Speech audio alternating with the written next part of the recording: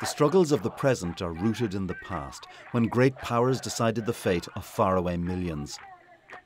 Here at Sèvres, outside Paris, they signed the first of a series of treaties which would bring generations of conflict.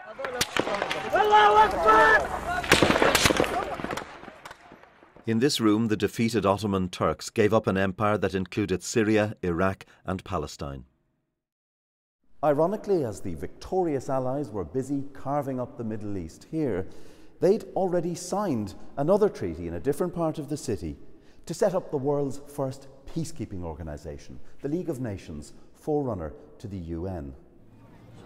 But now, as millions of Syrians flee their homeland, why has the international community, embodied in the UN, been incapable of ending the conflict? There is no value for the child, for a human being. No value at all. Where's the humanity? It was meant to be very different. Back in 1994, the horrific images of the Rwandan genocide, along with Bosnia, prompted international pledges to protect civilians. I reported on a country abandoned by the world. There are two thoughts then, that of the people who knew they were going to die and the mortal terror they must have felt, and of the savagery and hatred in the hearts of those who were going to kill them. After the shame of Rwanda, interventions like Sierra Leone were welcomed. But invasions in the Muslim world would change all of that. The region was destabilised, the UN deeply divided. When Syria descended into chaos, there was no big power agreement to intervene.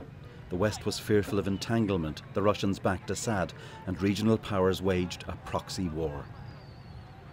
Roni Brauman, a founder of the aid agency MSF, is one of the world's most eminent thinkers on humanitarian affairs.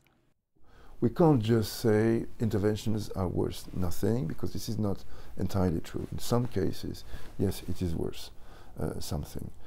But in most cases, it produced more harm than good. And we all have in mind, of course, what happened in Iraq in 2003, or what happened in Libya after the French and British intervention in 2011.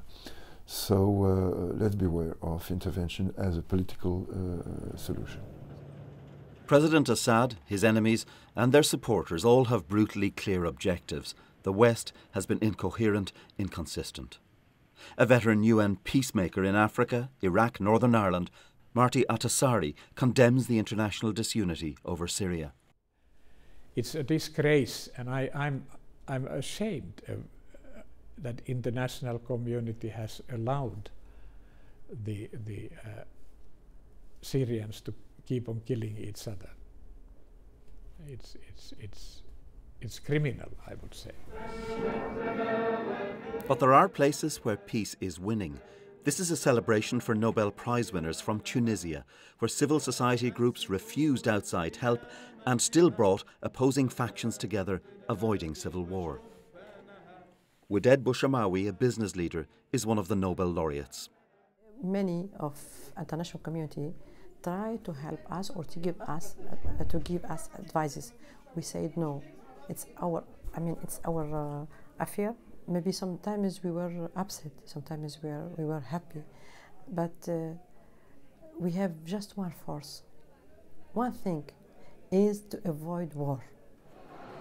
The Syrian crisis presented the world with its greatest political and humanitarian challenge in decades. These newly arrived refugees in Stockholm are among the millions paying the price of failure. They play and we pay.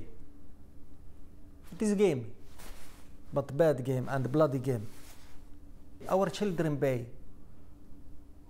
If you see every day a lot of kids killed without any reasons,